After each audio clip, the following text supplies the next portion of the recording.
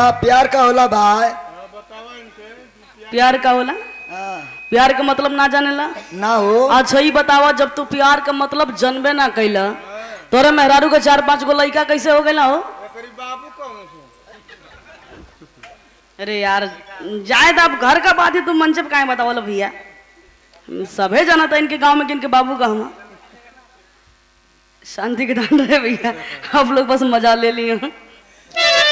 तो प्यार का मतलब अपने बाप से पूछिया, वह तो है बताई। हाँ जैसे त्रिभुवन जी बतौली एगो बात की, कोनो कोनो करियवा ऐसा रहे ना कि उनके बढ़िया मेहरारू मिल जाली। तो आपके हम बता दें त्रिभुवन जी की इनका मेहरारू 1 नंबर का हीरोइन, एक बिता इनसे बड़ सच्चाई में एकदम रेखा नाम भी है, रेखा नहीं है यूं है, एक बिता बड़ देखे में लग लगे एकदम भैया। सुना तू काहे के इनके बेइज्जती करत बा? ये सार के मना ना करे लू का कहत बा? ये सार के मना ना करे लू। सार तो आ रहा हूं, तू मना कर का हम मना करी हैं? लेकिन हाँ एक बात है कि इनका मेहरारू इनके इतना माने ली, आप लोग देखते हुआ इनका पेट निकल गई, इनके मन इतना खियावे ली लड़का नियर माई नियर लगेली। आई कैसन लगेला मतलब माई नियर लगेली तई भाई। हाँ तो यही से इनके खियावली ज्यादा, यही से इनका पेट निकल गई।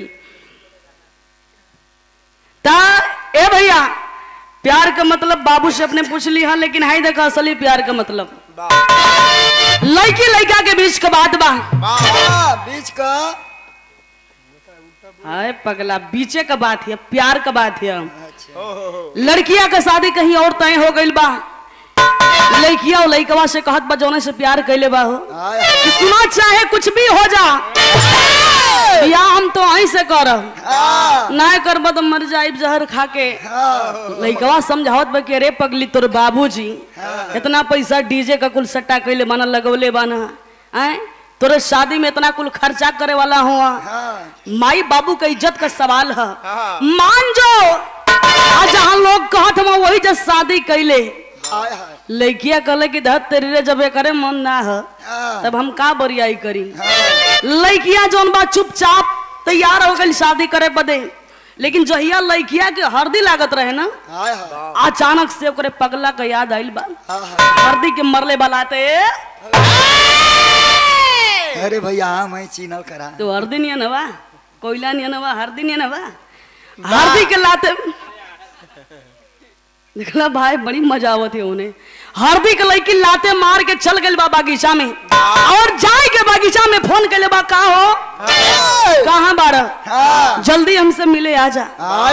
ए भैया लड़का आइल बा, आज जब लड़का और लड़की के दशा के देखले बा असली प्यार का परिभाषा समझ गइल बा, कलेजा पिघलत बा, कहत बा का कैसे भैया?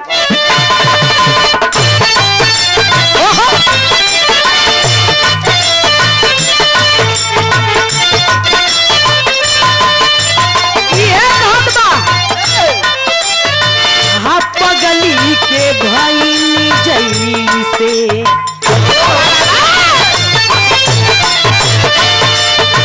आप पगली के भाई जैसे पागल के दासा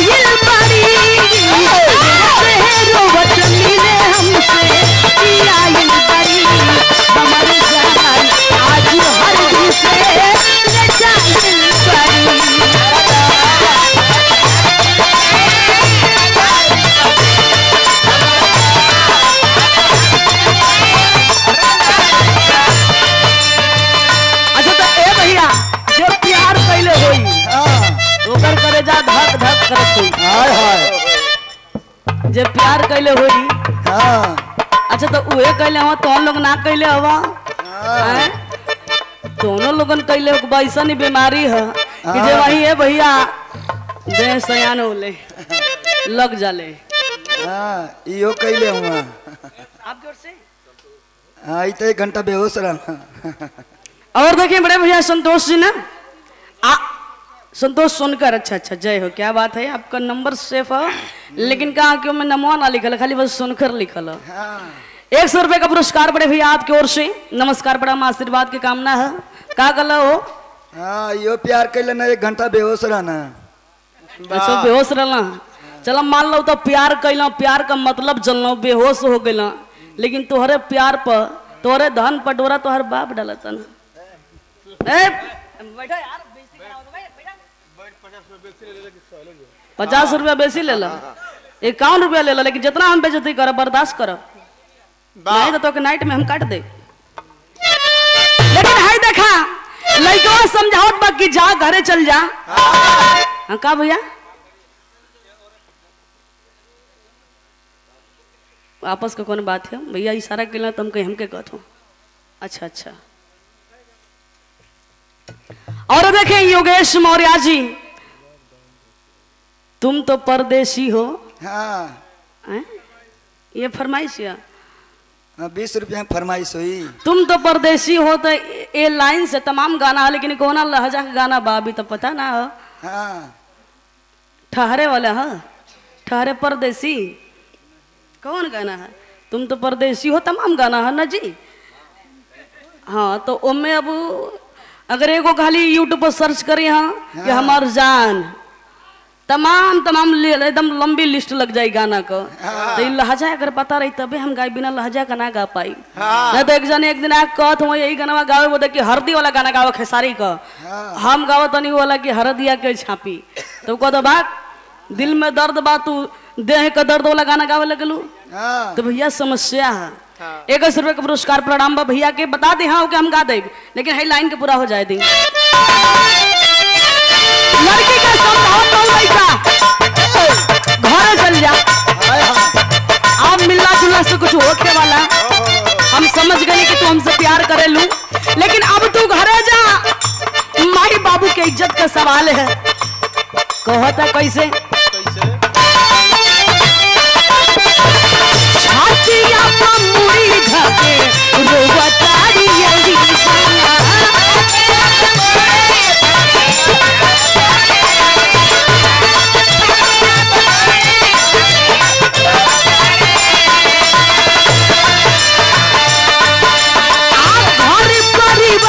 सभे जो हथोई वही जा।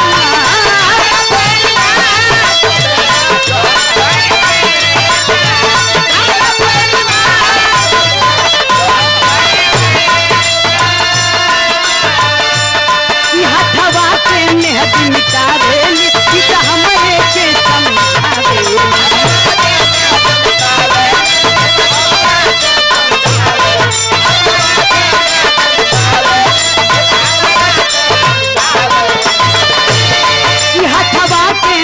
मिटावेली तो हमरे के समझावेली। अखिया बालो राइल पादा लाइल बड़ी, अखिया बालो राइल पादा लाइल बड़ी, हमर जंगल आज हर दिसे लगाइल बड़ी।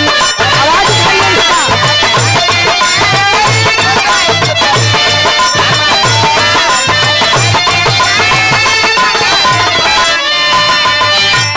वोल्टेज का मत का भैया, आवाज एकदम दब जाता। हम का गावत है का बतियावत है समझ में ना आवत है हमें। हेलो हेलो का करबत और साउंडो पैक बा, ऊपर से ईटा कवर कइल गेल बा। अब बरखा ना होई भैया। ओके उगार द। गाम ना लगत तो के।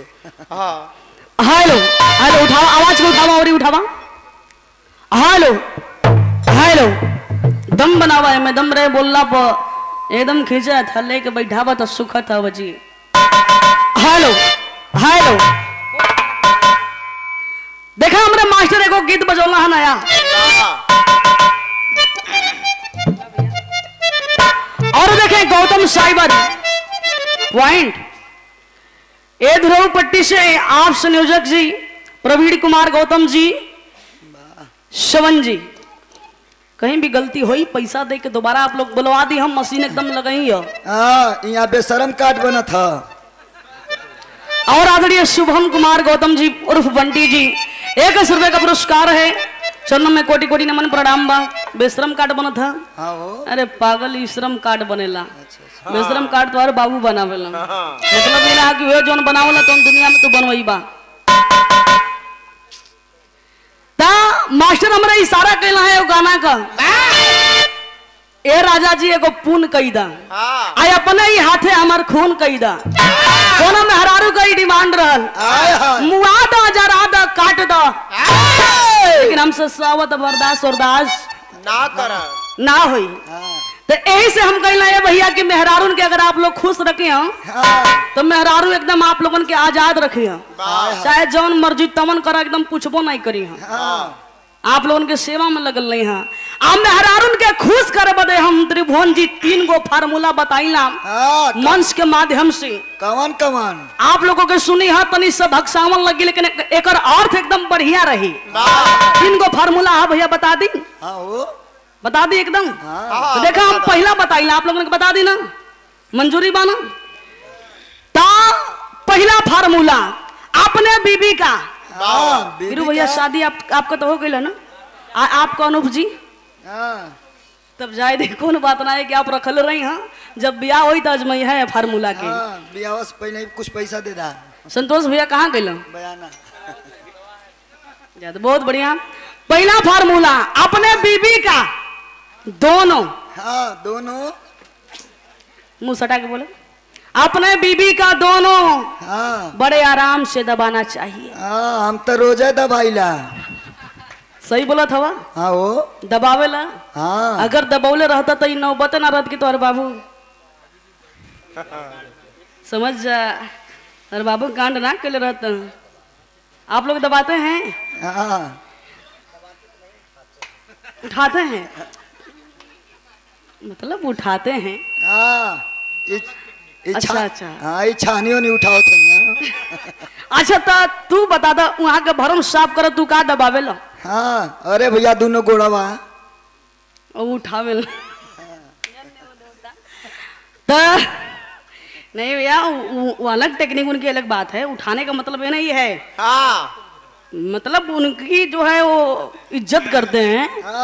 उठाने का मतलब कि सर पे, मतलब मेहरारू के माने लो। उठावे का मतलब गलती मत समझिए भाई, ना तो नाइट में काट देते के तई गोड़ दबावल। हम कहली हाँ कि अगर ये दबौले रहता तो नौबत ना रही, यानी इनके बाबू इनके मेहरारू के ऐसन ना कले रहता। सच्चाई ई बा कि खाली गोड़ तक रह गई ना।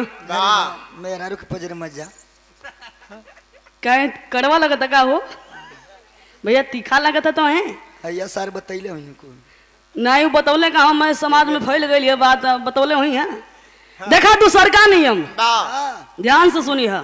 आप कहीं भी जाइए, घर जब आइए तो अपना निकाल करके अपने बीबी को हाथ में थमा दीजिए। हम तो रोजा हाथ में थमाइला। थमावेला मास्टर भैया आप थमावेला। आप थमावेला घर जाना तो देखिए क्या बात है। थमावेला तो तू का थमावेला ये बतावा। अरे भैया पर्स हो, पर्स थमावेला। तुम लोग काहे इतना हंसत हुआ, तुम लोग बड़ा दूर तक जात हुआ। तो वो खाली रहले के मैं कुछ रहबो करेला। अरे पैसा वैसा रही तबे ना दे। अच्छा पैसा वैसा रहेला, चलो बहुत बढ़िया भैया। ई काम करबा देखा मेहरारू एकदम खुश रही हाँ। और तीसर का नियम ए भैया अपने बीबी का वीरू भैया आगे और पीछे, आगे और पीछे दोनों ओर करना चाहिए। हम तो रोजा करीला भाई। करेला तू करेला हो काशी भैया, इनके पते ना। ता तू करेला पक्का करेला। तो तू करेला का ये बतावा। तारीफ हो।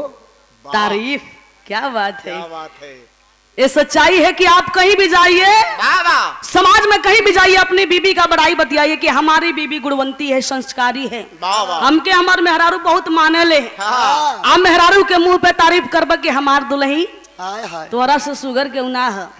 मेहरारू एकदम तो के ये हाथ में लेके आरती उतरी है बारे हमार राजा जी। तम बतौली है कि बात भग सामन लगी, व्यर्थ ना होई में अर्थ रही, तो में अर्थ बाए भैया। लेकिन हाय देखा मेहरारू को परेशान है, मर्दे के पकड़ ले बा हो। कैसे पकड़ ले बा कहतिया,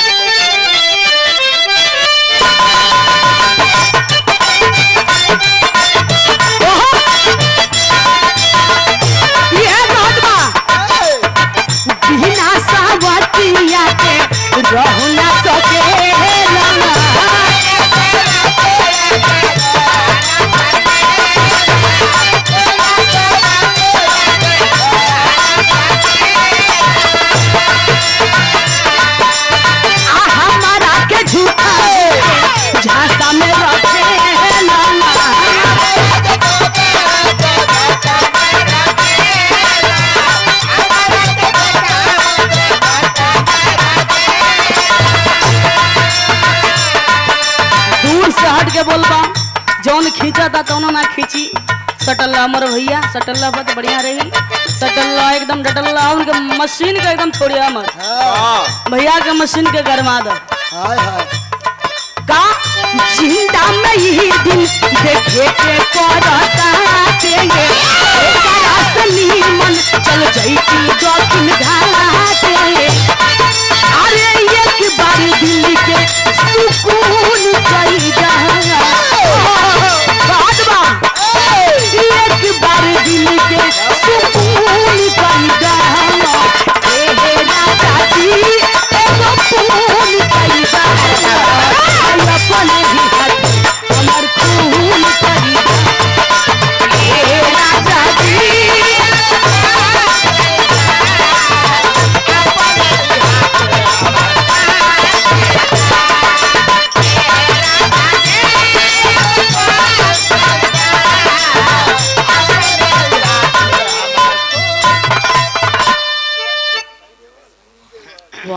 क्या बात है। सनी देवल, मिर्जापुर के सनी देवल। हाँ नाम तो इतना बढ़िया, लेकिन 20 रुपया खाली देता हूँ। गदर 2 लगा था लॉकडाउन सता देला ना भैया। 21 रुपए का पुरस्कार आपकी ओर से मिला। काबिल भैया देखला ई गाना ई लाइन एकदम भैया बताओ तो कि ऐसा गाना गवा गई कर्जा पतीर नियन लगत है। ये देखिए तू ही निरंकार जय भीम आदरणीय आप राम सागर सरोज एडवोकेट साहब जी, आपकी ओर से कलेक्ट्रेट कचहरी मिर्जापुर मीडिया प्रभारी, ये आपकी ओर से मिला 51 रुपए का पुरस्कार। कहीं भी गड़बड़ी हुई दोबारा दे दी। हाँ तनि सहकर भैया दम बनाए दा, आशीर्वाद के कामना है। लेकिन ये भैया देखा अगली लाइन में कहत का लाइन पर रहो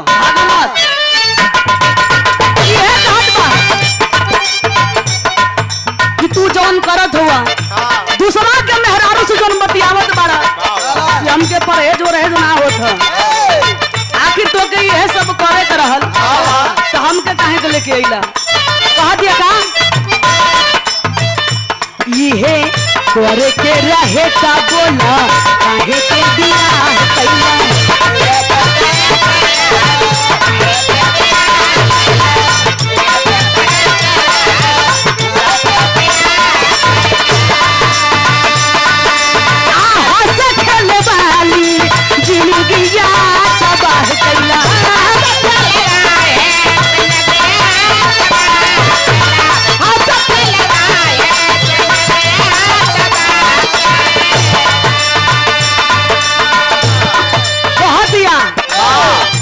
के करे जवा तू सुन कैदा, करे जवा तू सुन कैदा। ए राजा जी एगो फूल कैदा। डिस ब्रेक हेने ध्यान दियल करा। ए राजा जी एगो फोन कई दा, एक जने से प्रोग्राम रहल त्रिभुवन जी तो वो गाँव की ए राजा जी एगो फोन कई दा, ऐसे ही वो उनका एक्टिंग रहल। ए राजा जी एगो फोन कई दा, अपने हाथे हमार खून कई दा, धन्य हो देवता।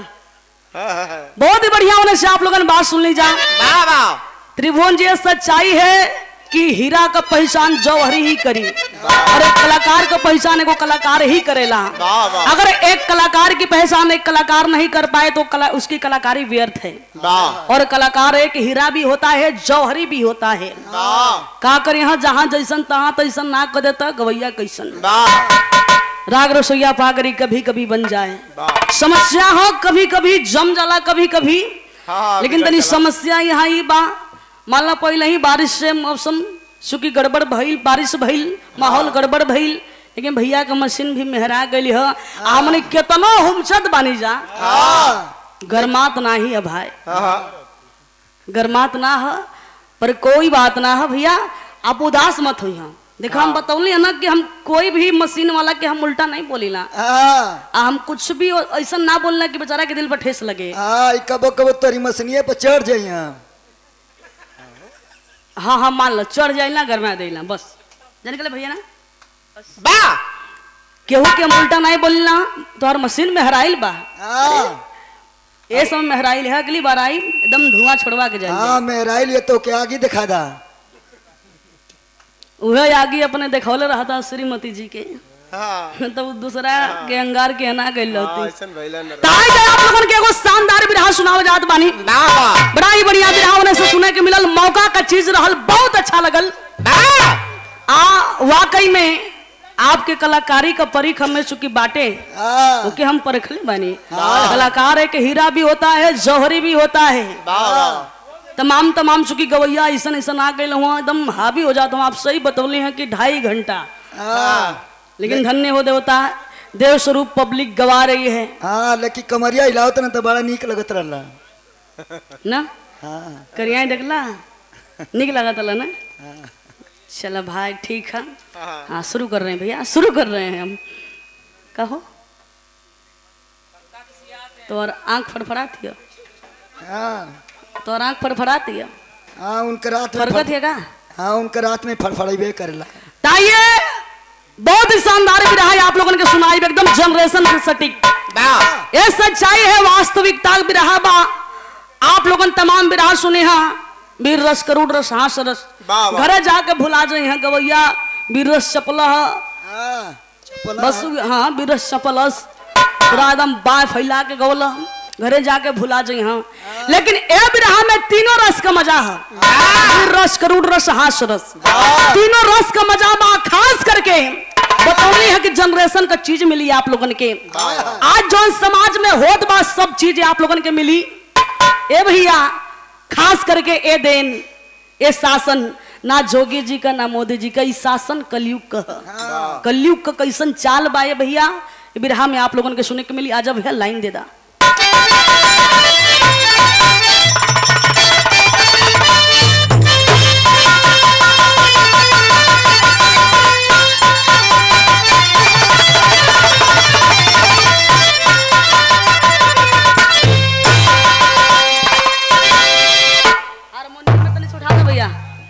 भैया हारमोनियम में उठा दो।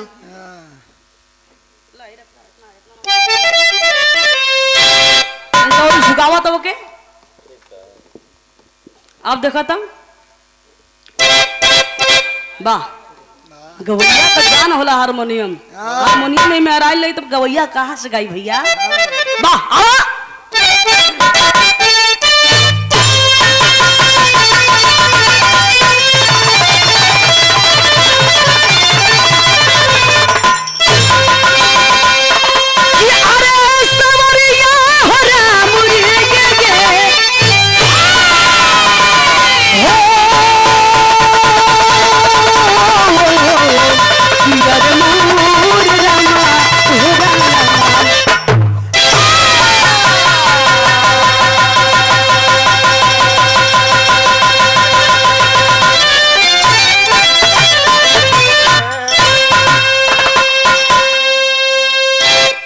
बात हमके याद आई।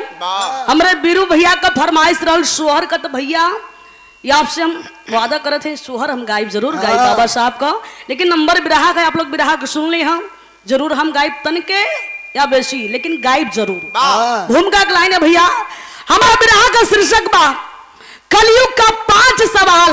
आखिर ये कलयुग का 5 सवाल कैसा है, इन सवालों का जवाब कैसा है और आज के वास्तविकता से कैसे जुड़ल बा, कैसे भैया बा।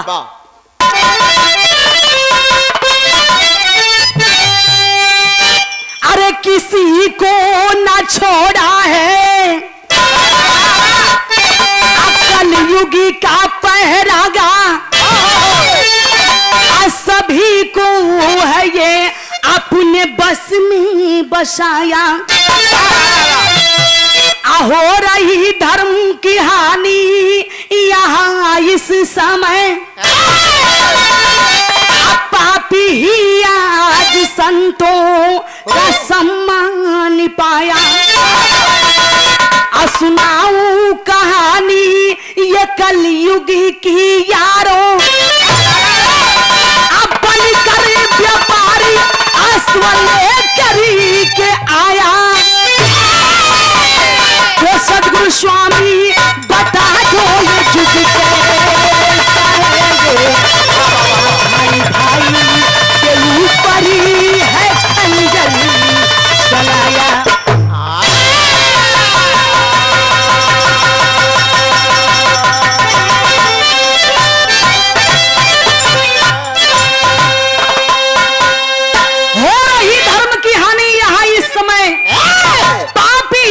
संतों का सम्मान पाया। मैं कर मतलब का भले भैया, जोना समय कोरोना काल रहल एक बाबा लोगन का पता ना रहल। यूट्यूब पे आप लोग देखिए तो एक से एक कथावाचक बाबा लोग हुआ, मनो खाली बस छू देत हुआ गूंगापन, बहरापन, लंगड़ापन, अंधापन सब खत्म हो जाता। अरे बाबा लोग पापी ही आज संतों का सम्मान पाया। ये बाबा कोई नहीं है, खुद को देवता लोग बता रहे हैं कि मैं अछूत हूं, मतलब मैं देवता हूं, मैं छूने के योग्य नहीं हूं। ये देवता में ये ढोंगी है जैसे आसाराम थे। आप लोग बुरा मत मानिएगा, राम रहीम थे, नारायण साईं थे, ये सब ढोंगी है। तमाम सुखी बात बाए भैया। कबीर जी कही कहना है कि एक जमाना में आजकल के अगर केहू के बढ़िया बात बताइबा समझाई बा के तो के बढ़िया ना लगी, आज जितना लोगन के एकदम घटिया बात बताइबा पर सोइया फलनवा फलनिया नो बगैचवा में उतने लोग मुंह उचियार के कान खोल के सुनिए बात के, ओकरे आगे का भाई हनीमून मनावत रहे। अरे मोर भैया जाए ना, ओकरे आगे का भाई लोग समझदार हो, पब्लिक इतना समझदार होले भैया कि तू का भाई लोग ख कहीं है, का भाई लोग घ कहीं है, मोर भैया मान जा। कभी जी बड़ी सुंदर लाइन लिखना भाव में, पर कैसे कवाली का अंदाज है।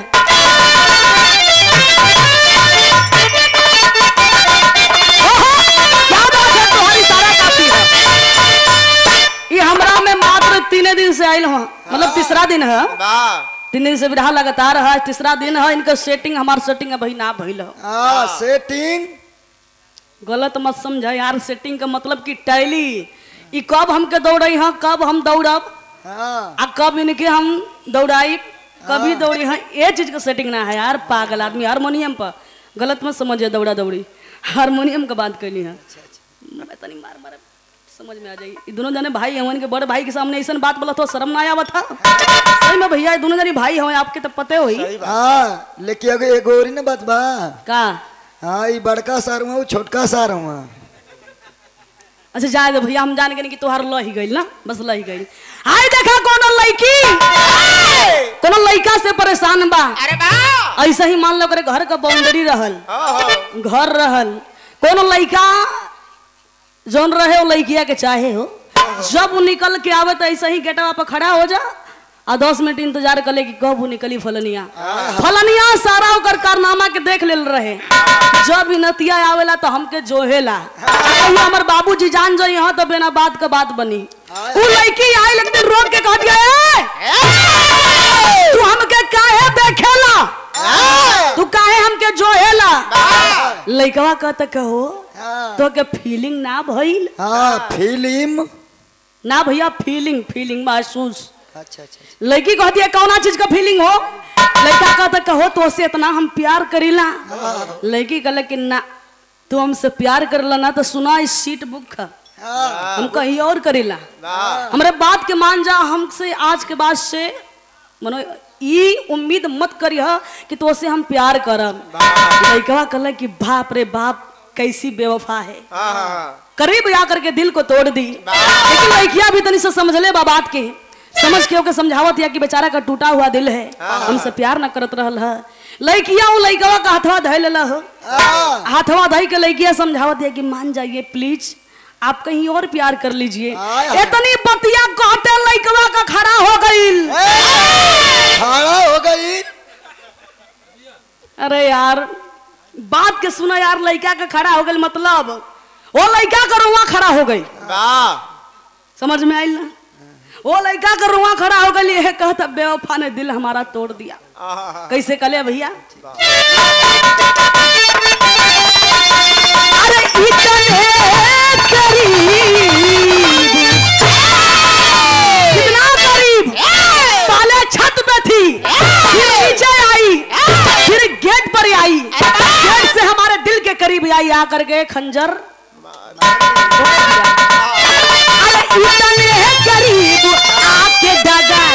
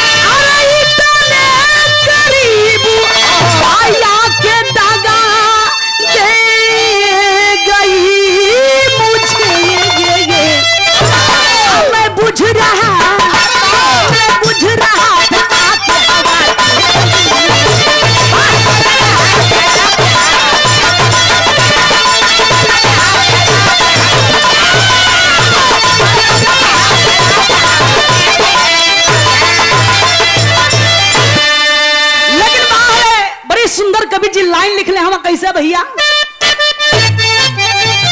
अरे कलयुग में दुराचार ही सम्मान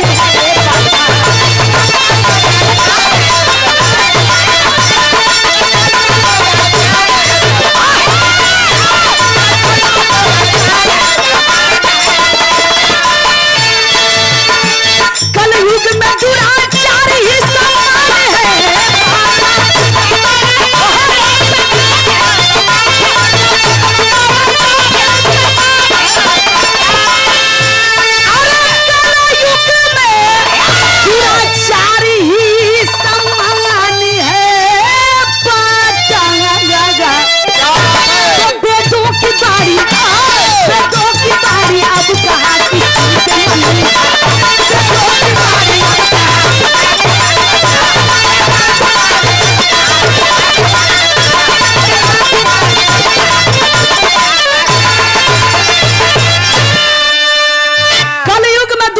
ही सम्मान है।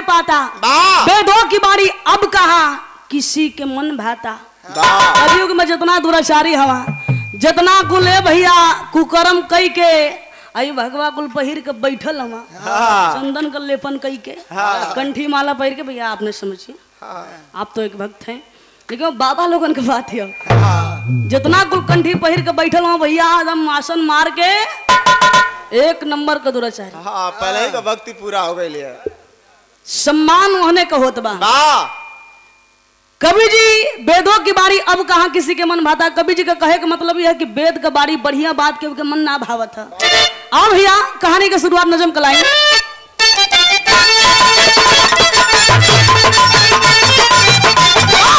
क्या बात है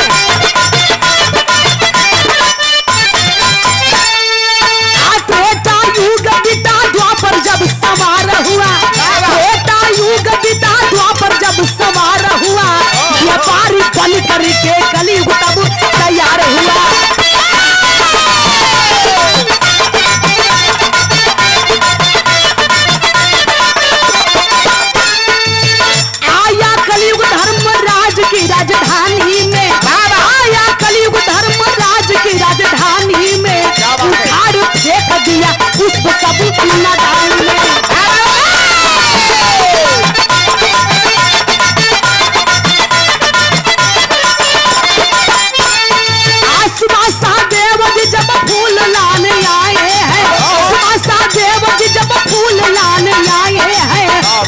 ई बाग देखी मन ही मन बुराए है। देखे हाँ बाबूजी, कहानी पे गौर करी हाँ। ई बात और समय के बाद जौना समय द्वापर युग का अंत होखे वाला रहल, द्वापर युग का अंत होखे वाला रहल, कलयुग का पहरा आवे वाला रहल, जौना शासन में हम आप बानी जा। लेकिन वो द्वापर युग के अंत में पांचों पांडव अपना राजधानी के, अपना राजकाज के, अपना राजपाट के बड़ा ही बढ़िया से देख रेख करत हुआ, संभालत हुआ।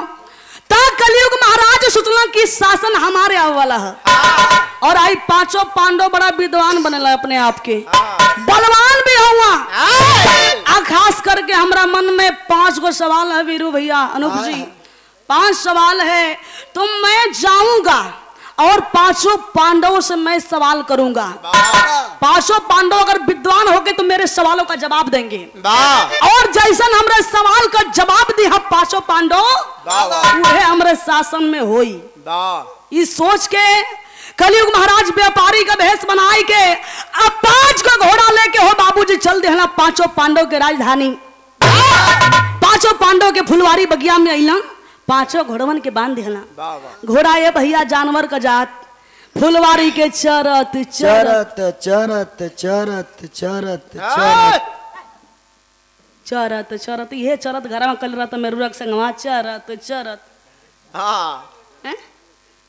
ताज ना तोर बजती ना होइत मंचवा पर हैं चरत चौक के अगवा जो रह हो गेड़ा।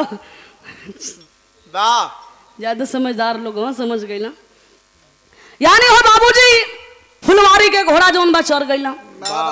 इधर देखे 5 पांडव में सबसे बड़े भैया, भैया बात ना होके अगर आप बतियावत कहीं हो कमर भैया मोबाइल लगा के मुँह सटा के तो थोड़ा सा डिस्टर्बिंग होता। बतिया लिया, मैसेज वैसेज कर लिया, अंदर जाके बतिया लिया, बहुत ही मेन मौके की चीज़ है। हाँ बतिया लो, कोई बात नहीं, बतिया लो आप जाके, हम एकदम फ्री रखीला हैं, आपकी जो मर्जी नाचिए गाइए कूदिए, लेकिन बिरहा ध्यान से सुनिए। देखे और बाबूजी 5 पांडव में सबसे बड़े भैया युधिष्ठिर महाराज सुबह के बेला सब नहा धो के पूजा पाठ करे गईलन, तो रोज की तरह अपने छोट भाई सहदेव के कहना ये भैया ए बाबू जा फुलवारी से फूल ले ले आवा, पूजा करे के है। सहदेव फुलवारी में जब अपना अइला तो देखला कि एगो व्यापारी है। व्यापारी कौन था? कलयुग महाराज। एक व्यापारी है जेकर 5 गो घोड़ा, यानी अपने 5 गो घोड़ा के हमरे फुलवारी में बांध के फुलवारी हमार चरा दिले है। आके सहदेव लगला गरमाए, कहला कि तू क्या हुआ, कहां से आइल बड़ा, और ये घोड़ा के कर हुआ? व्यापारी कहला कि अरे घोड़ा के कर हुआ बाबू, तो के दिखाई ना देत बा, ये घोड़ा हमार हुआ, हम व्यापारी हैं। सहदेव कहला कि तो सुना तुम्हारे घोड़ा हुआ, तू व्यापारी हुआ तो का करबा, केहू के फुलवारी में बांध देबा, केहू के फुलवारी धंगवा देबा, चरा देबा। यानी हो बाबूजी देखें सहदेव गरमाए लगना कि सुना ऐसा ना चली, तू घरे चला, चल के भैया से हमरे माफी मांगा, तू फूल हमार चरा दिले हुआ, फूल हमार नुकसान करा दिले हुआ, भैया हमार पूजा करना ही फूल लेके हम जाइला, तो चल के तो के भैया से माफी मांगे के हुई। लेकिन व्यापारी रूपी कलयुग महाराज जाए के तैयार ना हुआ। वो समय सहदेव कहला का भैया गीत लगल,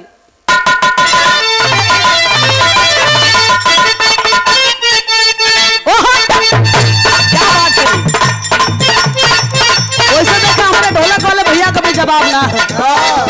दोनों जने भाई है हम जा, आप लोग चेहरा मिला ले हैं। हाँ तनी एगो गोर बाना, एगो तनी करिया बाना, हमारा एगो राम जैसन, एगो लक्ष्मण जैसन, और का? लेकिन भले वो करिया हम, लेकिन उनके तो धुआनों में ना बड़ा। कैसे कोनो लड़की के कोनो लड़का कहत बा ओ भगवान बड़ी फुर्सत से बनौले हम। कैसे कैसे? अरे एक तो चढ़ाली जवनिया,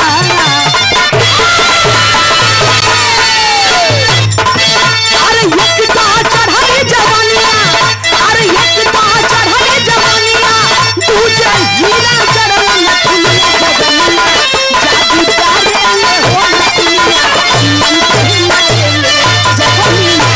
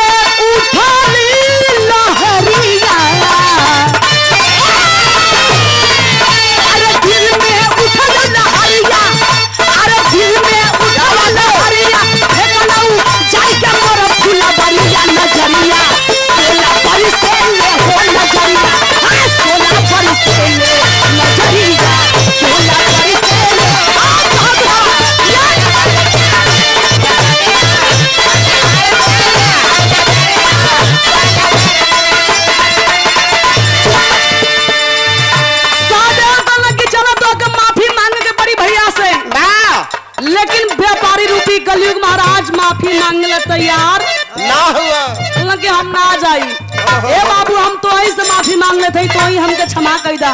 सहदेव कहलन कि अच्छा मना हमार भैया का सम्मान ना है तो के हम माफी नहीं। तो सुना, अगर तू हमरा घरे ना जाइबा तो अपन घोड़ा दे दा, अपन एगो घोड़ा हमके दे दा। व्यापारी महाराज कहलन कि ओ होई घोड़ा मांगत है, माफियो मांगत है, ई माफ नहीं करी, ई घोड़ा मांगत है। तब वो समय कहलन का कलयुग महाराज का कलयुग राजा कहता है माना मोरी बतिया।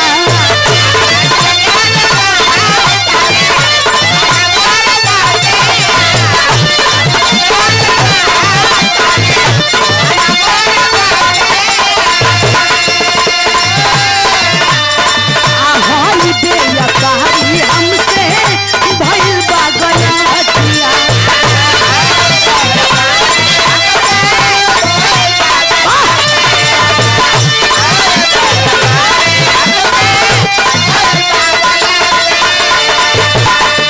अरे पागल तू दूर चरिया, अरे पागल तू दूर चरिया, घोड़ा पाछ के जाऊ दुअरिया नजरिया, 16 बरसेले हो नजरिया, 16 बरसेले नजरिया।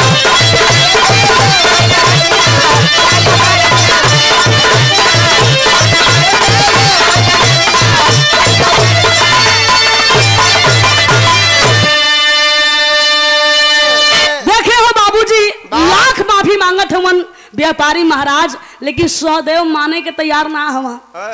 सहदेव कहलन कि एगो अपन घोड़ा दे दे तो के माफी मिल जाई। व्यापारी रूपी कलयुग महाराज कहलन कि अच्छा तो तू हमर घोड़ा लेबा।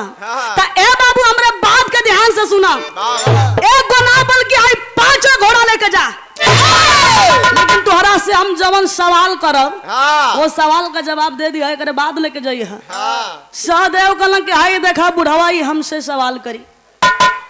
पुरनिया मतलब दादा आप जैसन आप ही मत समझिए कि नहीं, हमके पूजा निगम अंगुरी देखावत हई, हमके ललकारत है नहीं, साठा में पाठा होला।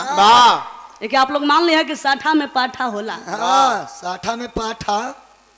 अपने बाप से पूछिए यार का पगलाई लो साठा में पाठा ना वही तो क्या पता है। लवंडा में छवंडा हो गया यानी हो बाबूजी कहला कि सुना हम सवाल करब जवाब देवे के होई। सहदेव कहला कि तक सुना सवाल तू कहला अब कैसन तो हर सवाल बा हम देख ले, बड़े बड़े लोगन का था लगा दे तू वही है तुम सवाल करे। व्यापारी रूपी कलयुग महाराज कहलन कि बाबू सुना हमरे सवाल के ऐसन वैसन मत जनी है, हमार सवाल ऐसन बा कि जे हमरे सवाल का जवाब ना देई वो यही जब बना जाई। सहदेव लगला हंसे कहलन कि लई बुढ़वा पगला गइल है। चलो सवाल कर मर्द सवाल करा, सवाल करत हो कैसे भैया गीत लगल।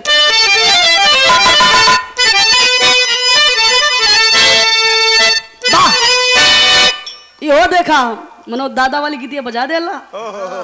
कोनो दादा बुढ़ऊ दादा हो, कोनो नौ छटिया लड़की के नई लड़की के समझावत हो कि बचिया लिपस्टिक कम लगाओ, मटक के कम चल, तो जमाना जुग बड़ा खराब है। लिपस्टिक महंगा हो गई, जरत है जमाना जुग जरत है। कैसे कैसे अरे बही उमरिया के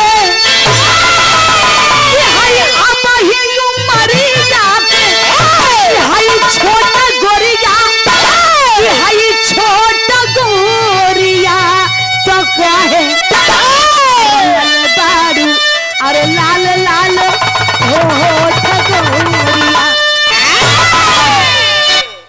सारा काफी है तोहार, तू खाली बस से खाली दम लगा के ठोक देबा मन ढलकिया के। इनकी कोर तकबा तो तोके एनर्जी मिली। एनर्जी मिली?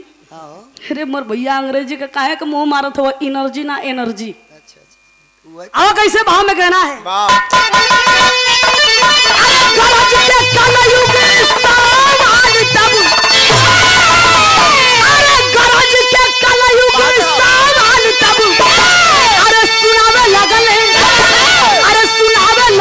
हो सा जी से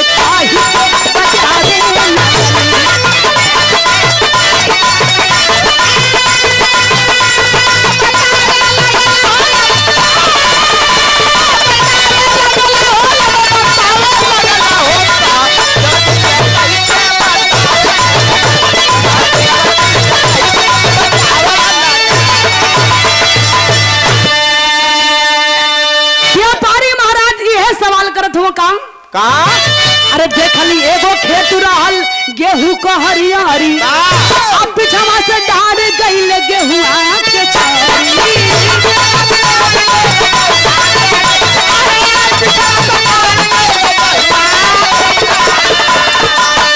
तो उतर दिहले ना जा बाबू बाही अरे उतर दिहले ना जा बाबू बाही हई चढ़ावे लगले हई चढ़ावे लगले हो शाह देवजी से कही के बतावे लगले।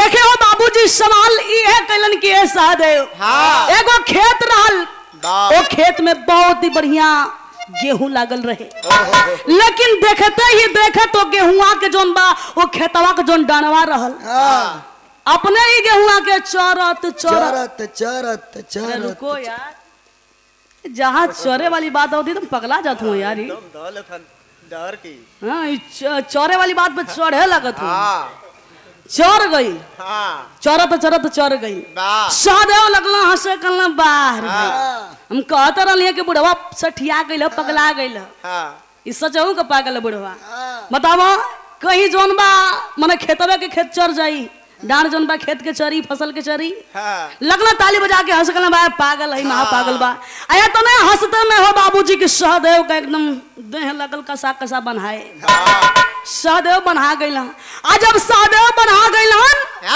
तो व्यापारी महाराज मुस्कियात हो काहे बाबू भीतर गई घुस गई एकदम ऐसे ठकमुर्री मार के खड़ा हुआ चुपचाप बनाई हुआ करन त का करे इधर देखे विलंब भइल बा युधिष्ठिर जो हट बाना कि सहदेव ना आइला नकुल के भजन कल या नकुल ए भैया तू ही जा जल्दी फूल लेके आवा न जाने सहदेव कैसे कहां लेट कई देले हुआ कहां चल गए हुआ हमरे पूजा में विलंब होत बा नकुल हो बाबूजी आइला आज जब नकुल अपना फुलवारी में आइला जब देखला कि सहदेव बनाइल हुआ 5 गो घोड़ा बैठ के पगुरी करत हवा मन फुलवारी तो साफे कर दले हम बैठ के मुंह चलावत हवा और एक व्यापारी बैठ के मुस्कियात बा आई के नकुल व्यापारी से पूछत बाना कि अच्छा रहुआ ये बताई कि ई सब का है ई हमरे भाई हवा आई हमरे भाई के बनले है कारवा देखली है व्यापारी महाराज कहलन कि वाह रे भाई पगले लगत है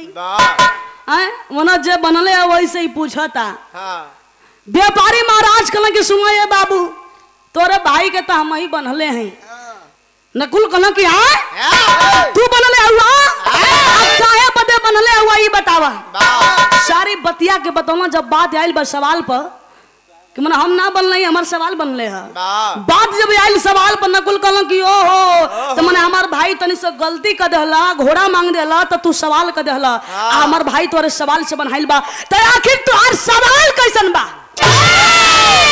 तू सवाल हमसे कर जवाब हम देब अपने भाई के लेके जाई नकुल से सवाल कैला का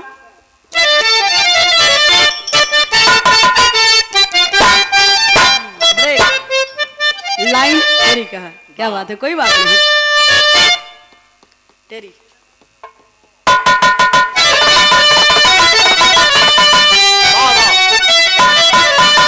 कि नकुल जी चलले भाई के खोजे अरे नकुल जी चलले भाई के खोजे आकल युग किया सवाल दूध बछिया का पिए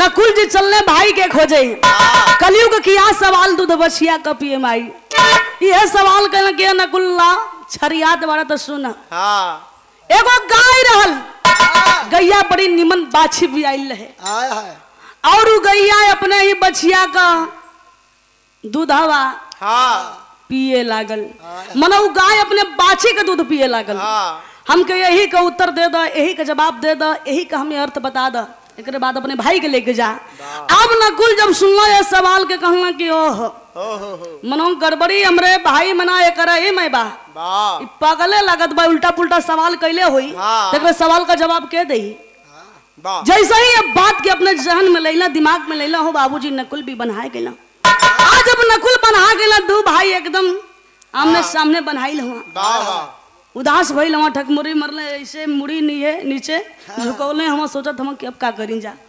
इधर देखे दोपहर के समय भइल बा। युधिष्ठिर महाराज बड़ा परेशान हुआ कि आखिर बात का बा कि हमार दोनों भाई गइला, दोनों छोटका भाई गइला हमार आ लौट के ना गइला। आखिर समस्या का है, कहाँ चल गइला? लगत है कि शिकार खेले गइला। तमाम प्रकार का मन में बात आवत बा।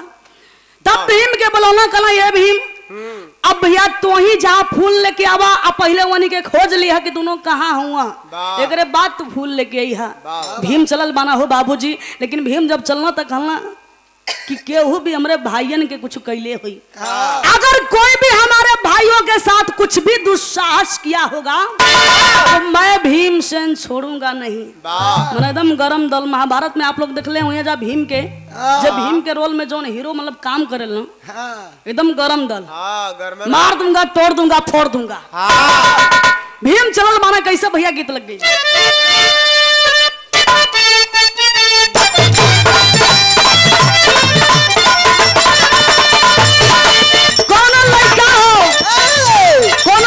से प्यार करेगा सपना देखत रहल, लेकिन वो लड़किया के कोनो और लेके भाग गई। अब वो लड़का कहता का कतना दिन से ये दो लड़की के, कतना दिन से ये दो लड़की के कहीं तेरा में हम लागल।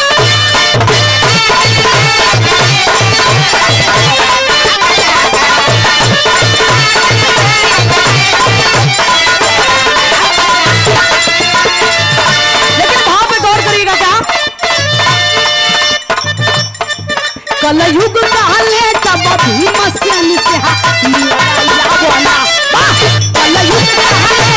भीमसेन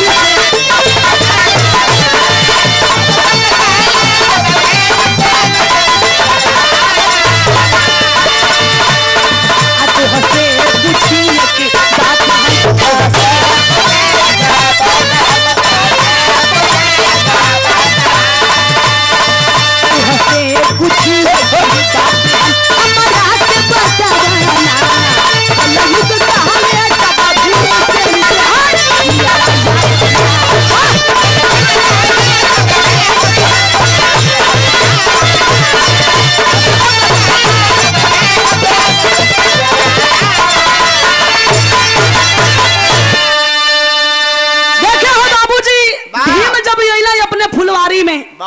तब फुलवरिया से सटले एगो जंगल की ओर रास्ता जात रहल।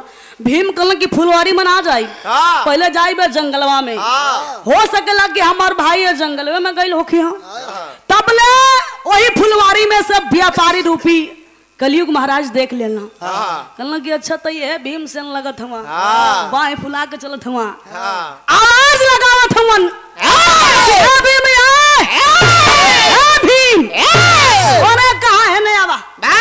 ओने मत जाए ने आवा कहां से कि तोहार भाई हमरा गिरफ्त में हुआ, हमरा कब्जा में हुआ। भीम कहला की आवाज तो फुलवारी से आ रही है। फुलवारी में अपना यही आज जब देखला दोनों भाइयन के बनाइल हो बाबूजी, भीम का कलेजा एकदम पिघले लागल। कहला बाप रे बाप, हमरे भाइयन के बनले है। सामने व्यापारी महाराज कहला कि के बनले है? हम ही बनले हैं। भीम कहला कि अच्छा तो आपकी इतनी हिम्मत, बुढ़ौती में भी तोहरे इतना जांगर बा कि हमरे बलवान भाइयन के बांध देला, कैसे तोहार हिम्मत कैला हो? कलयुग महाराज कहला कि सुना कैसे हिम्मत ना कैला, तोहार भाई एक नंबर का खुराफाती हुआ। अब वही में तू लगत हुआ, तू कम ना लगत हुआ।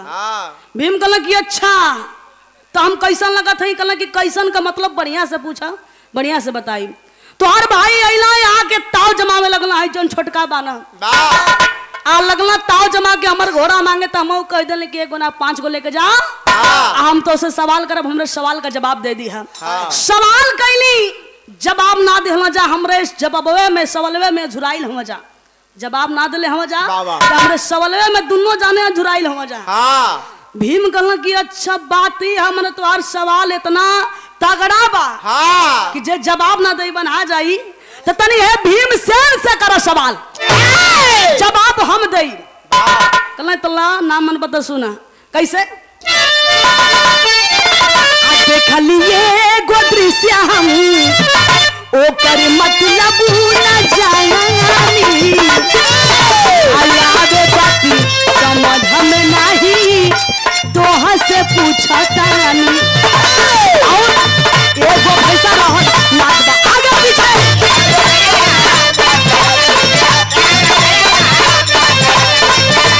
एकर मतलब कहा बताओ सच सच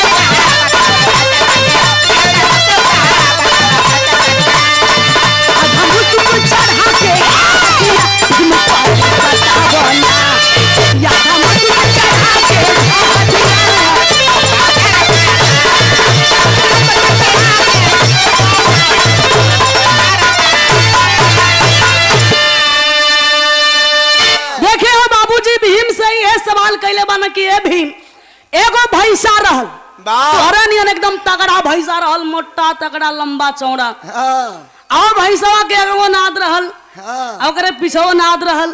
आप लोग एकदम सवाल के बारीकी से सुनी है ओकरे आगो नाद बा पीछे नाद बा तो ई बतावा कि भैंसवा मुहावा से खाई की गड़ियों से पीछे से गए। अरे यार शुद्ध भाषा में बोलो ना पीछे से मतलब पीछे उहे मतलब ओकर नामे लेबा शुद्ध भाषा बोला मोर भैया पीछे से खाई। भीम कहला कि अच्छा मन अगवा से खाई के पीछवा से मार बब्बे तनको अगर काट के लेता भीम लगला हंसे कहला भाई महाराज सवाल नहीं है तो आप मजाक कर रहे हैं ऐसा ही सवाल होता है ये सवाल नहीं ये हंसी का पात्र है ये मजाक कर रहे हैं आप इतने हंसते हो बाबूजी। भीम भी एकदम बनाए चालू हो गए लेकिन भीम कहते हैं बड़ी रहे। अब व्यापारी महाराज भी ठलने हम कि इनके तो निहुरा के बांधल कहां से ढेरी बाह फुलावत हम हमरे सोझा जे बाह फुलावल तेकर काम खत्म तो बाह फुलावत हुआ इनके हम निहुरा के बांधल भीम के बनल के भीम एकदम निहुर गइला भीम आही आही करत हम देह में जितना मुंह बा बवाइल बा भीम परेशान हुआ कौनो जोर काम ना करत बा। देखे हो बाबूजी यानी शाम हो गइल बा आप इधर युधिष्ठिर महाराज एकदम से परेशान हो गइला कि आखिर भीम भी गइला वो ना आइला संध्या का बेला हो गई अब हम का करी कि वो समय अर्जुन घरे ना रहला लेकिन कैसे हूँ अर्जुन के खबर दे के अर्जुन के बोलैला अर्जुन अइला दौड़ल भागल कहला भैया का भइल कहीं इतना घबरा गइला कहला कि भैया बात ही बाकी सवेर से पूजा ना कैले हैं। अर्जुन कहला कि बस इतनी सी बात कहला कि ना ही इतनी सी बात ना है तीनों भाईवन के भेज देली फूल ले आवे बदे तीनों में से एक को लौट के वापस ना आइला आखिर बात कहाँ रह गइला आखिर कौन संकट हमरा पे आइल बा जोन हमके ना पता चलल। अर्जुन कहला भैया चिंता मत करो हम जात बानी हम जाके लेके आई तू काहे परेशान हो जाला कहला बड़ होके के नाते बड़ हैं भाई हैं परेशान तो होना ही होना है। अर्जुन चल देना हो बाबूजी तो एक गीत और लग गए भैया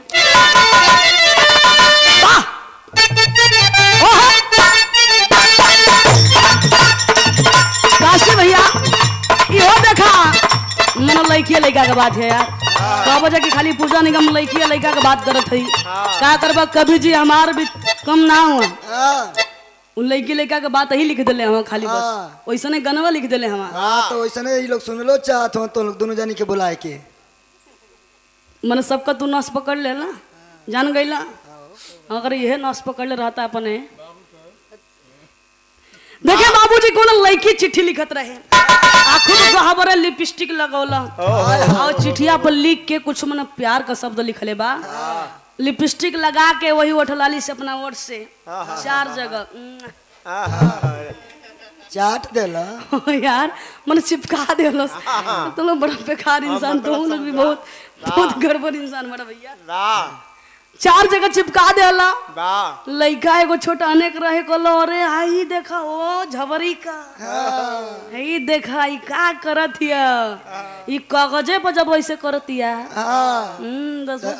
और ई जगह कहां न चीना लगा तो ऐसे लोग समझदार हो यार लइका कह देखा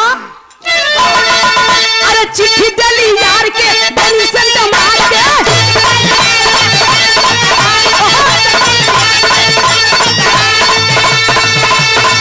चिट्ठी देली यार के गली से मार के 4 जगह चुमा के निशानी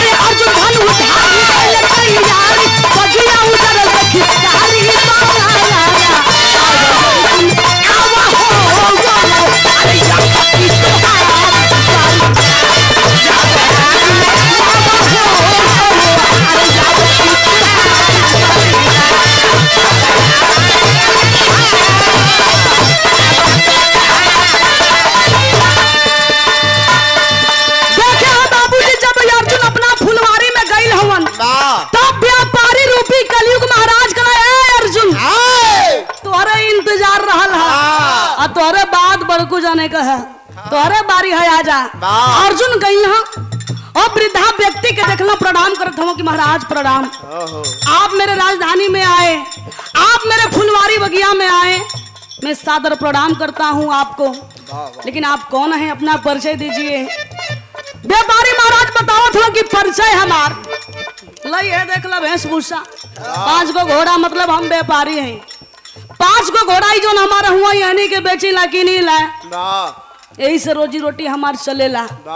अर्जुन कहला कि महाराज तो ई बताई हे व्यापारी महाराज कि ए फुलवारी में हमार 3 गो भाई फूल ले बदेला, कहा वहनी कि आप देखली हाँ। कलयुग महाराज कहला कि तोहार भाई फूल ले बदे, देखा सामने देखा मुड़ी लटकवले हम एक जन निहुरल बाना। अर्जुन देखला कहला बाप रे बाप, हमार भाईयन का ये हालत, ये दशा के कैले बा, के ना कैले बा, कैले तो हम ही बानी। बड़ा देखा मोह ही आइल बा। कोई इंसान, कुछ लोग ऐसा होला कि जब पुरनिया आदमी के देखेला तो हृदय में मोह ही आवेला, लेकिन कुछ तो इतना लतिहर हवा ये भैया। पुरनिया आदमी देखिए तब वो एकदम तिस्मार खान बने हैं। पुरनिया आदमी गिर गई बा ओकर सामने, रास्ता में बाइक से जात हुआ, पुरनिया आदमी गिर गए, उठाई है ना, चल दी है। मैं तिस्मार खान हूँ, मैं उठाऊंगा तो मिट्टी लग जाएगी। आपका जमाना में वैसा ना गला। अरे जो आप कर रहे हैं ना, आने वाले समय में आपके साथ भी ऐसा होगा। और क्या, इसलिए पहले आप सम्मान करिए बड़ों का। सम्मान करता हूँ। अर्जुन कहना महाराज मैं आपका सम्मान करता हूँ, मुझे यकीन नहीं हो रहा है कि आपने मेरे भाइयों को बांधा है। आपकी इतनी उम्र हो गई है, आप कैसे बांध सकते हैं? कहना कि मर्दे आप एकदम पॉइंट पहिला, मैं बनले हम ना है। कहा जाता है कि बुद्धि बड़ी होती है कि भैंस, अकल बड़ी कि भैंस बड़ी, लेकिन तुहार भाई तो एकदम आके भैंसिया के बड़ कर दिया। तुहार भाई ऊ गलती कैले हवा, तुहार भाई हमरा के लल करले हवा, माफी मंगली पुरनिया होके, तनी से घोड़ा हमार फुलवारी के चढ़ गई। एक जने हैया के छोटकू ताव जमावे लगना तो मात्र सवाल कैले बानी और सवाल का जवाब ना दिले बना जाए, यही से मनहाइल बना जाए। अर्जुन कहना कि अच्छा तो आपने सवाल किया है तो आप जरूर कोई शक्ति लग रहे हैं। महाराज शक्ति वक्ति ना ही व्यापारी हैं। सवाल अर्जुन कहता हूँ कि हमसे भी आप करी, हमसे सवाल करी, अपने भाइयन के लेके जाई। हमरा बड़का भैया के बड़ी चिंता होत बा, सवाल के लिए हम का गौर करिएगा। देखिए चौथा सवाल है, बोझा नहीं उठल घर गई ना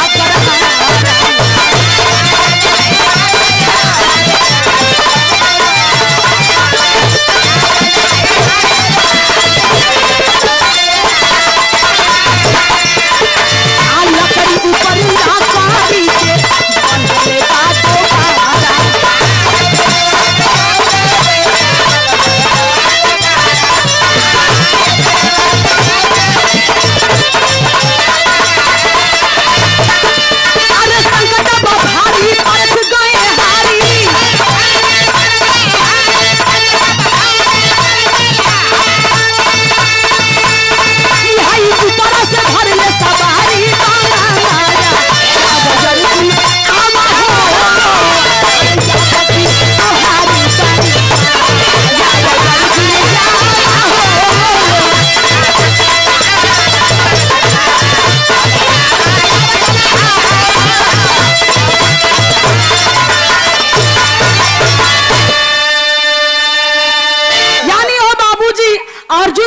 सवाल कहना कि ए अर्जुन सुना हमरे बात के, ये हमार सवाल है।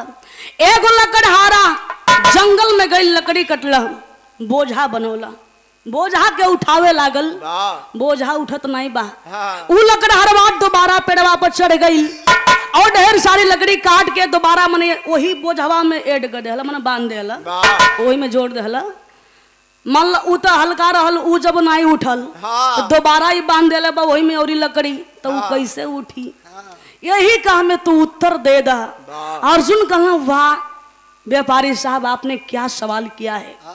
इस सवाल का जवाब यही है साधारण सा, आपको जा करके उस लकड़हारे को मना करना चाहिए कि आ लकड़हारा तुम बोझा को और बल्कि हल्का कर दो, लकड़ी और मत काटो, हल्का ही बोझा लेकर जाओ। अब लगना व्यापारी महाराज मुस्कियाए हो, का कहीं देहिया का मोट नहीं बुधियो का मोट बनस। हाँ बताओ इन्हनी के कुछ हमार सवाल का जवाब बुझते ना है। यानी अर्जुन भी अब बनाए गई ना, उन्हों का काम लाइन में वो लग गई ना। इधर देखे युधिष्ठिर महाराज शाम का बेला भइल बा, एकदम परेशान हुआ कि हमार चारों भाई ना आइला। एकदम परेशान हो गया कि आखिर ऐसा कौन विपत्ति आयल बा कि जो हमके पता ना ही चलल। क्योंकि आप लोगों ने पढ़ा होगा सुना होगा कि जो युधिष्ठिर थे वो आगम जानी थे, जो भी होता था उनको पता चल जाता था। लेकिन ये कौन मुसीबत आयल बा जो हमके मालूम ना चलल। अब स्वयं युधिष्ठिर महाराज चल पड़े हैं कि मैं जाऊंगा, हम जाके देखब कि आखिर हमरे फुलवारी में होत का बा। आखिरी गीत है बिरहा का भैया।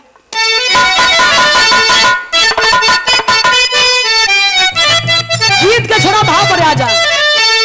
अरे धर्मराज सोचल ये बाबू, अरे धर्मराज सोचल ये बाबू, अरे यही ले नाचर भैया।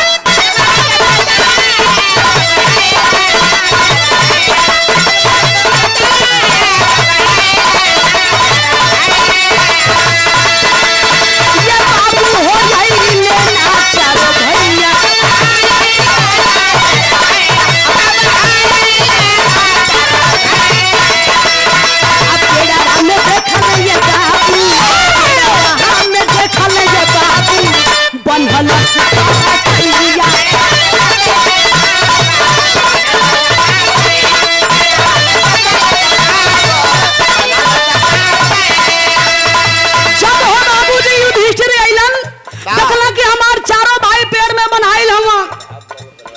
देखे बाबूजी आई को व्यापारी से एकदम तीखा सवाल कैले बाना। युधिष्ठिर यह कहना कि सुनिए, मैं ये नहीं पूछूंगा कि मेरे भाइयों को किसने बांधा है। ये साफ नजर आवत बा कि हमारे भाइयों के बांधने वाला तू हुआ। बताइए भला किसी के सामने कोई दुखहारी पड़ा है और व्यक्ति मुस्कुराएगा तो आदमी यही नहीं समझेगा कि इसी की करतूत है। पूछत माना कि बताइए आपने मेरे भाइयों को क्यों बांधा है। व्यापारी महाराज लगना हंसे कहना कि भाई युधिष्ठिर बा सीधे एकदम मुद्दा पे आ गई। सीधे मुद्दा पर तल्ला सुन काहे बनले हई तोर भाई बड़न गलती कैले हवा, सवाल में झुराइल हवा। कहला कि सवाल में झुराइल हवा तोर ऐसा सवाल बा। कहला कि हाँ हो जाए जवाब ना दे यही जब बना जाई मैं यकीन बता तो देख ला जमा के। युधिष्ठिर कहला तल्ला पूछ ला, पूछ के देख ला यही जब दे के जाए जवाब। पूछत का अरे देखल ही कुंवारा मा ये राजा ये गो होका करिया।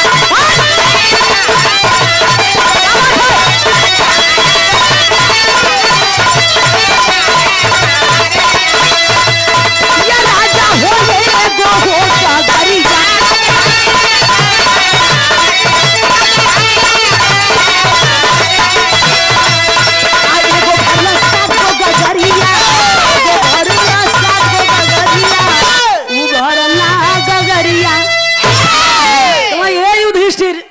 सवाल बा हमार तो से कि एगो कुआं रहल ओजा एक ही गगरी रहल, एक ही गगरिया में पानी भरल गईल आ एक ही गगरी का पानी जौन बा 7 गो गगरी लिया के जैसे ही वो गगरिया के उजल जाए से गगरिया एक ही भैया राउंड में भर जाए।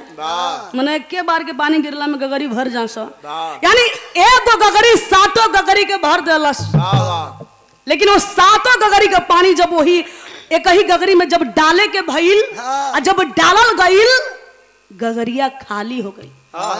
अधिये पर रहल गगरिया, गगरिया भरल नहीं। यही कहा में तू अर्थ बता दो अपने भाइयन के लेके चल जा। युधिष्ठिर जब इस सवाल के सुनना हो बाबूजी एकदम अचरज में पड़ गई। कहना कि महाराज ऐसा सवाल करने वाला, ऐसा अद्भुत सवाल करने वाला कोई साधारण व्यक्ति नहीं हो सकता। आप जरूर कोई शक्ति हैं। व्यापारी महाराज यानी कलयुग महाराज लगना मुस्कियाए कलम मैं कोई शक्ति आई फटी धोती महिला कुर्ता महिला गमछा कहाँ से हम शक्ति लगत है। 5 गो घोड़ा चराई ला यानी के बेची ला कि नहीं ला खाई ला कोनो शक्ति उक्ति ना है। युधिष्ठिर कहला कि सुना महाराज हमसे मत छुपावा, हमसे चोरी मत करा। तुहार 5 सवालवा का जवाबवा हम देई एकदम यही जदेब, लेकिन हमरो एगो शर्त बा तो के माने के होई। व्यापारी रूपी कलयुग महाराज कहला तो हर शर्त कैसन बा भैया बता द बता द। चला हम मान जाए मान लायक होई था आ जवाब भी जल्दी दा।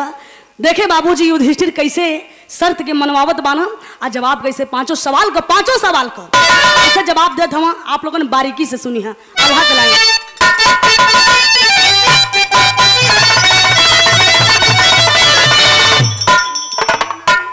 वाह प्रश्न का जवाब धर्मा अरे राजा जी बतावे लगने।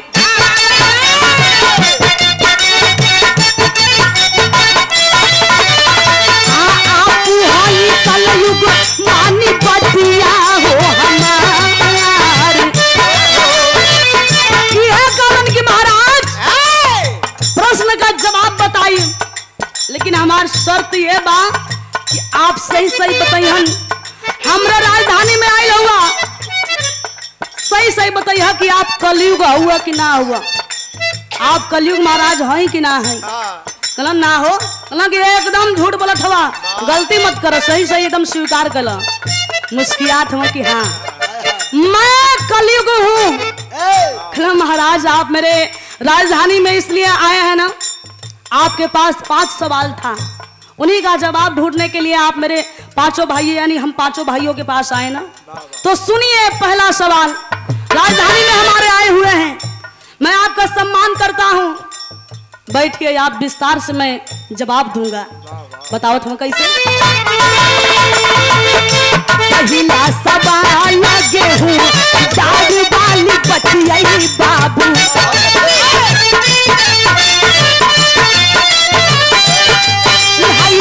बड़ा लोग गरीबा बन के राखी रतिया। कला के पहला सवाल जौन सादेव से कहली कि गेहुआ के ओकर खेतवा का डंडवा वही के चढ़ गई। एकर अर्थ है महाराज जी है बा कि जब आपको पहरा आई जब आपका शासन आई तो आपके शासन में गरीब आदमी दबावल जाइ है गरीब आदमी सतावल जाइ है आ सताई के बड़े आदमी पैसा वाला आदमी यह सत्य बा।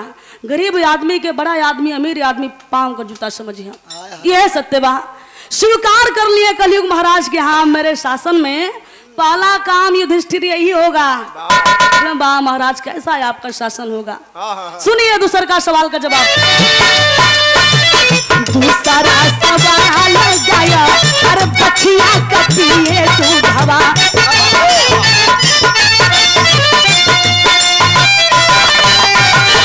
कलयुग में माई जयहन बेटी पर भाई। दूसर का सवाल का जवाब बतावत हूं कि दूसर का जौन है नकुल से कैली सवाल सुखी इस महफिल में एक माता श्री भी बैठी हैं ध्यान से सुनिएगा आप। दूसर का सवाल का जवाब भी है बा गैया जौन अपने बछिया के दूधवा पिए लागल। आपके शासन में यदि माई बेटा के बीच अनबन हो जाई झगड़ा हो जाई तब माई यह कहिया कि जा पुता जा जर के राख हो जा माटी में जा। हमार लड़की बाना अपने लड़की के पूरा अपन संपत्ति लिख दई ओकरे की है जाई हमार गुजारा वही जो हुई। लेकिन ये रॉन्ग है गलत है। बेटा कितना बाउर होखे है कंधा पे भैया उहे लेके जाइए मुहे आगी उहे लगाइए। सुन करके भैया खुश हो जाते हैं कलयुग महाराज। कहना वाह युधिष्ठिर क्या बात है। कहना क्या बात ना अभी सुनत जा खाली कैसे। तीसरा सवाल आगे पीछे नगमा साहब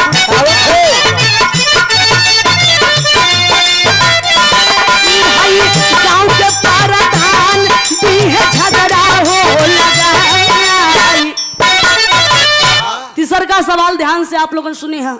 कला की जो ना है भीम से सवालवा कहने के भाई सवा के अगो नाद पिछो नाद मैंने मुंह से खाई की गाड़ियों से मारा आगे मत बोली है। तो सुन ली हमारे बात के भैंसा का मतलब आपके शासन काल में राजनीति एकदम चरम सीमा पर रही। राजनीति का रोटी सेके वाला राजनेता नेता जौन बा मतलब यहाँ के नेताजी आप लोग बुरा मत मानिए ये चीज की आप लोग बुरा मत मानिए चूंकि सच कड़वा होता है और एक कड़वा सच है।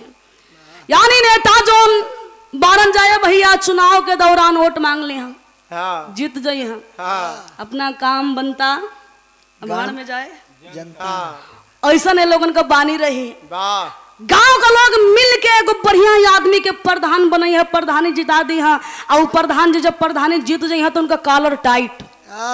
अब गांव में यदि दो भाई के बीच में झगड़ा हो जाई दोनों पारी पारा चल जाई हाँ मान लो पहले एगो गइल बा जाके अपन गुहार लगावता कि प्रधान जी हमर भाई मार के हमर कपार फाड़ देला हमरे मेहरारू का साया ब्लाउज फाड़ देला मतलब ऊपर रोवा था हाँ मने मेहरारू का साया ब्लाउज एकदम तास रस कर देले हाँ प्रधान जी का करी तब प्रधान जी कहिया कि अरे पगला अरे तोहू के मरले बा तोर में हरियो के मरले बारे अरे तो ले आए पैसा लेके जो थाना पर रिपोर्ट लिखवा और ससुरा के एकदम ऐसा लिखवा दी है इतना ना 376 धारा पहले लगी हुई है कि ससुर एकदम बढ़िया से फंस जा जिनकी वजह सड़े हैं। अब उ सोची कि प्रधान जी का सपोर्ट मिल गई बा अब उ जाके उल्टा पुल्टा कुल मनो एकदम लिखवाई दे जा एगो भाई तब फंसल बा अब दूसर को जाई मतलब जन फंसल बा अब उ जन बाब जाई वो जाके गुहार लगा के प्रधान जी हमर भाई बना जाके उल्टा पुल्टा लिखवा दिल बा खाली बस तनी सौ के लाठी चला देहली बाकी और कुछ नहीं की गई प्रधान जी और जाके ऐसा ऐसा लिखवा दिल बा 376 धारा में करवा दिल बा हमार जिंदगी नरक। तब प्रधान जी कहिया कि अरे ओकर ई मजाल प्रधान जी कह देखा ई चल रही अरे ओकर ई मजाल रे चुनाव के दौरान बताओ जहां हमर पसीना बहे ओ जे तोर खून बहे तो आज ते परेशान बारे तो ओके हम बख्शब ना जो थाना पर चल जो हम फोन कर देत बानी दरोगा साहब के तोर काम एकदम बन जाई मनो दुनो जो यहाँ जाके उल्टा पुल्टा लिखवा दी हाँ कि हमार भाई हमार ही लुटले बा हड़पले बा तो मेरा के संगे ऊ कैले बा हाँ यार समझ जा। अब प्रधान जी का मतलब भी भल के मुँहवा से बोली हाँ पीछे से बोली हाँ मुँहवा से बोली हाँ पीछे से बोली हाँ प्रधान जी की दोनों ओर धार रही तो ऐसा काम प्रधान जी लोगन कर रही लेकिन यहाँ के प्रधान हुई माफी मांगता नहीं आप लोग क्षमा कर दी हैं मत सोचिए कि पूजा निगम तो एकदम धो देली ना। हाँ ये लोग क्षमा करें कहाँ से बड़ी शीशी बटले हुआ लोग और शीशी का मजा तू ले ले हवा वही मजा में तुम्हारे घर बर्बाद हो गई भाई तय भैया सुन के बड़ा खुश भइल माना क्या बात है आपने मेरे तीसरे सवाल का जवाब बड़े ही बारीकी से दिया बहुत अच्छा लगल। ये तो होई छोट छोट बच्चा जो बाना पढ़े लिखे के ना जानत बाना उन्हीं से अगर पूछ देबा कि नेता कौन बढ़िया हवा तो कहीं यहाँ की जोगी जी या मोदी जी उन्हीं के पता ना कि जोगी जी या मोदी जी मतलब 5 किलो राशन पे भुलवा दिले हुआ तो पहले रहे दे मोर भैया तो पहले रहे दे बतिया के उन्होंने के ये सब ना पता रही उन्होंने का शिक्षा स्तर कहाँ जात बा बच्चों उनका दिमाग कितना माटी किया जा रहा है बच्चों को ये नहीं पता है वो तो बस भुला ही लगा कि बस राशन मिला था तेल मिला था चना मिला था दाल मिला था यहाँ तक कि लॉकडाउन जब लग जाता तो छुट्टी हो जाता बा घर लड़का खूब पबजी खेलत हुआ पबजी में भले होने का दिमाग जड़ के सब्जी होता इसका परवाह नहीं है। तो बाबूजी तीसरा सवाल के जवाब सुन के बड़ा खुश भइल माना चौथा सवाल का जवाब देते हैं चौथा सवाल लकड़ी कर रहल साहब आपन युद्ध में कर्जा दार कर्जा से दबाई। चौथा सवाल जो भाई अर्जुन से कहली है कि लकड़हारा बोझा से दबा गई ते साहब एकर मतलब भी बा कि गरीब आदमी आपके शासन काल में पहले कर्जा ली है। देखें कर्जा इतनी बाउर चीज होला इतना बुरा लत होला ये भैया पहले कर्जा लेबा माध्यम आपके पास नहीं है कि मैं कैसे भरूंगा आप उस कर्जा को लेंगे बेफिक्र रहेंगे टेंशन तो होकर रहेला कि जे कमाला टेंशन होकर रहला कि जे कर्जा ले ले तो भराऊ के है वो आदमी कर्जा लेके उड़ा यहाँ पूरा यहाँ दारू पी जाए यहाँ पता ना है कुछ कि भरे के भी है फिर दोबारा ले यहाँ कर्जा का बुरा लत होला कर्जा लेके इतना दबा जाए यहाँ कुछ लोग मजबूरी में लिए हैं कुछ लोग मजा में लिए हैं लेके इतना कर्जा के बोझ में दब जाए यहाँ कि कर्जा के बोझ से कबो उत्तीर्ण नहीं हो पाई हैं कबो ऊपर ना हो पाई हैं। यह सत्य बा गरीब का झोली खाली आई अमीर का झोली भरी रही। क्या बात जवाब आइल भाई उधर से आइल पीछे से आइली आवाज। पांचवा सवाल का जवाब कैसे कि पांचवा सवाल रहल साथी गो गगरी साहब अरे सात पुत्र रहन लेकिन बाप बिलखा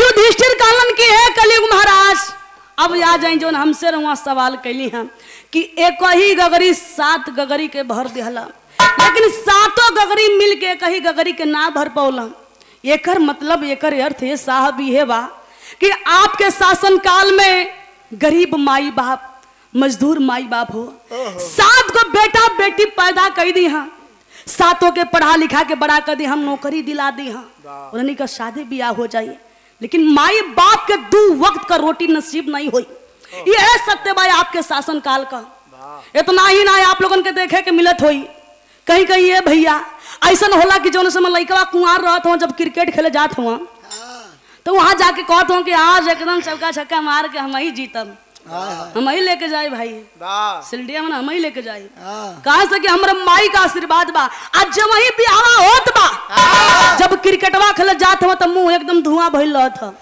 उन्होंने का दोस्त पूछत हुआ कि का भइल यार काहे मिजाज ना का तो वो ई कहत हुआ से कि अरे यार का बताई घर में इतना झगड़ा होत बा ना हमार माई डाइन हो गई बिया डाइन हमरे मेहरारू के देख देख के जरूरत यार मॉडल जमाना का मेहरारू है जींस ना पहन सकेले बाहर के खुला ना रख सकेले बाहर घूम ना सकेले मतलब ये अपन दुख बतावत हुआ मतलब जब ले कुमार रहला माई तोहर देवी रह बियाह हो गई नौकी माई तोहर आ गई तोहर माई डाइन हो गई यही कलयुग का सत्य है बाबूजी और यहाँ तक कि हो बाबूजी माई बाबू पुरनिया भइल बना दुआरे खोखत बना तो लइका ही कहता ना कि ए बाबूजी जब देखा तब खाए खाए करेला आ कहीं भी थूक देबा चिकन हो जाएगा वृद्धाश्रम में भेज देता हूँ लइका ऐसा नहीं करना चाहिए सारे सवालों का जवाब सुन करके कलयुग महाराज का छाती गदगद हो गई और युधिष्ठिर से कहना युधिष्ठिर आप वास्तव में धर्मराज हैं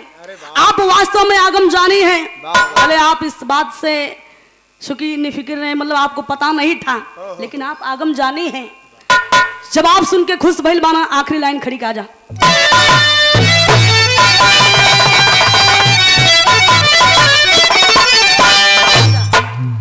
बड़े का तो बढ़ जा भैया सुना सेटिंग तो से ना है तीसरा दिन है तो तू ये मत चूका कि हम यदि चढ़ा तनी तो पूजा निगम ना चढ़िया जतने तो बढ़बा उतने चढ़ हाँ बढ़िया से सेटिंग कला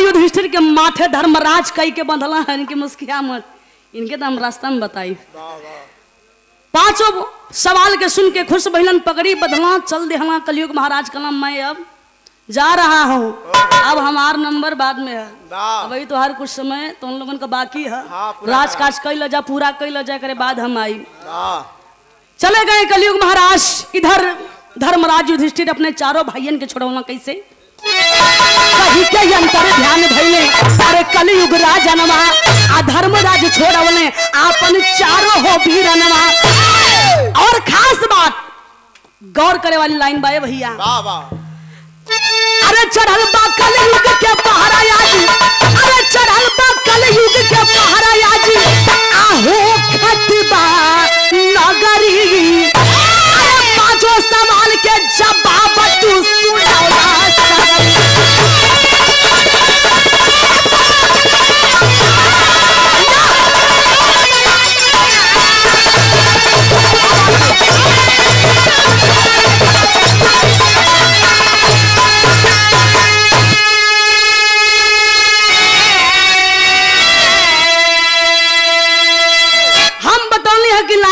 करे वाली बा, चढ़ल बा कलयुग के पारा, आज होखत बा नगरी। यानी हो बाबूजी आखिरी बात इस सच्चाई बा, जौन भी सवाल का जवाब रहल वो होत बा कि ना होत बा, आप लोग बताई होत बा ना भैया। और आखिरी बात दी बा कि जौना दिन यदि बाप के ऊपर बेटवा लाठी चला देला तो लोग का कहन कि जाए सर जा, तोरे माथे कलयुग सवार है, तू ही ना करत हवा, कलयुग करावत है, कलयुग का दिन है ना। दोस्त गलती करत है बेटा, लेकिन दोस्त दिया ही कलयुग के। तो यही कलयुग का सत्य है बाबूजी, जहां होई कलयुग का चढ़ाई हो जो होई बाप और बेटवा में लड़ाई। विरहा समाप्त। आजा आखिरी लाइन। जय जयकार गुरु जद्दू जी की, आजा अमर फुलवारी। अरे गुरु श्री नारायण संग मिटवा औधा बिहारी।